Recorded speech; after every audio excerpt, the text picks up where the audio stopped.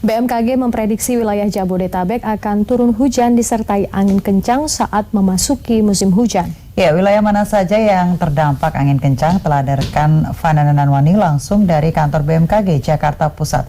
Silakan Vandana dengan laporan Anda. Ya, Tiara, Priscila dan juga pemirsa, beberapa bulan ini warga Jakarta mewaspadai potensi cuaca ekstrim. Tetapi kapan saatnya cuaca disebut berkategori ekstrim? Nah, untuk menjelaskannya dan membahasnya lebih lanjut, saya sudah bersama Mas Irsal, Prakirawan Cuaca BMKG. Selamat sore, Mas Irsal. Selamat sore, Mbak.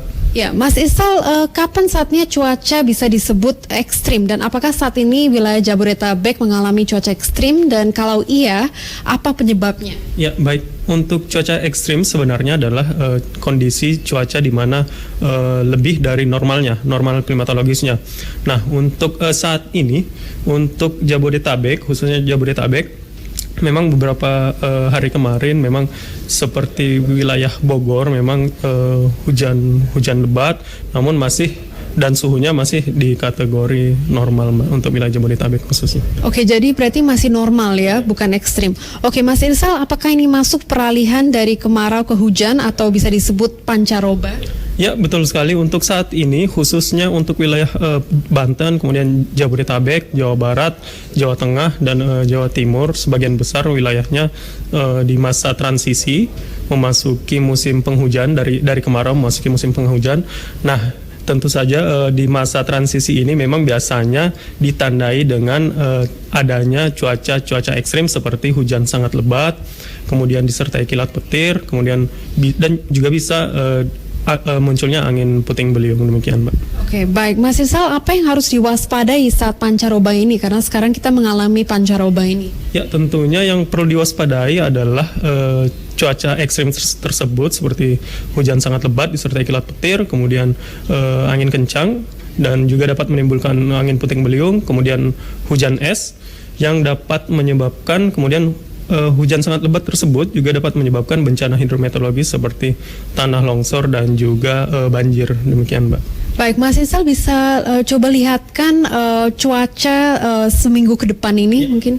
Baik, untuk seminggu ke depan, Mbak, kami perakirakan dari BMKG Pusat memperakirakan potensi hujan lebat, sedang hingga lebat terdapat di sebagian besar Sumatera, terutama Sumatera bagian utara, karena memang Sumatera bagian utara sudah memasuki musim hujan. Kemudian seperti Aceh, Sumatera Utara, Sumatera Barat, sebagian besar Riau, dan juga Bengkulu. Kemudian Kalimantan Barat, Kalimantan Tengah bagian utara, dan juga Kalimantan Utara berpotensi hujan sedang hingga lebat di beberapa hari ke depan, hingga seminggu kami perakirakan. Kemudian Sulawesi Barat, Sulawesi Tengah juga berpotensi hujan sedang hingga lebat, dan juga wilayah Papua. Sementara untuk Jawa masih bersifat sangat lokal, terutama di Banten, kemudian Jawa Barat, terutama di selatan Jakarta seperti Bogor dan Depok, berpotensi hujan sedang hingga lebat. Kemudian Jawa Tengah juga berpotensi untuk beberapa hari ke depan, dan juga Jawa Timur, namun masih bersifat lokal dan tidak merata. Ya. Oke, baik Mas Irsal, yang tadi lihat kan pulau-pulau lain udah masuk hujan ya, penghujan. Tapi kenapa Jawa masih belum?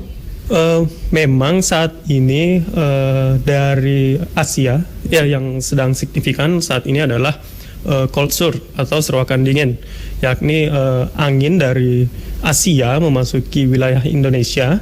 Dari utara, angin dari Asia maksud saya. Namun karena masih cukup aktifnya monsun Australia membawa angin dingin dan cukup kering, sehingga menyebabkan memang khusus untuk Pulau Jawa, dari bagian iklim juga mengatakan bahwa untuk Pulau Jawa sebagian besar mundur 1 hingga 3 dasarian, yakni hingga sekitar sebulan, yakni diperkirakan awal musim hujan memasuki yakni di bulan Desember. Ya. Oke, jadi untuk wilayah Jabodetabek puncak musimnya dari awal Desember ya? Untuk awal musim hujan diperkirakan Desember ini. Namun untuk puncak musim hujan diperkirakan Januari dan Februari. Ya. Oke, Mas Irsal, untuk musim hujan tahun ini apakah berdampak banjir di Jakarta seperti tahun 2004 dan 2007? Ya, untuk musim penghujan tahun 2020 nanti, mulai Desember dan Januari Februari, tentu saja perlu diwaspadai dampak bencana hidrometeorologis seperti banjir, kemudian tanah longsor, dan juga potensi-potensi seperti hujan es dan angin kencang di beberapa wilayah ya. Oke, Mas Irsa, berarti kita tidak bisa sebutkan kita mengalami ekstrim ya, cuaca ekstrim. Untuk ekstrim memang kategori ekstrim adalah ketika cuaca tersebut di atas normal. Jadi memang seperti beberapa hari yang lalu, beberapa pekan yang lalu yang isu suhu panas, memang itu terdapat beberapa daerah yang di atas dari normal suhunya, dan itu bisa dikatakan cuaca ekstrim karena memang di atas dari normal wilayah tersebut, suhu wilayah tersebut. Oke, baik Mas Irsal, terakhir untuk mewaspadai pancaroba ini apa yang bisa diinfokan?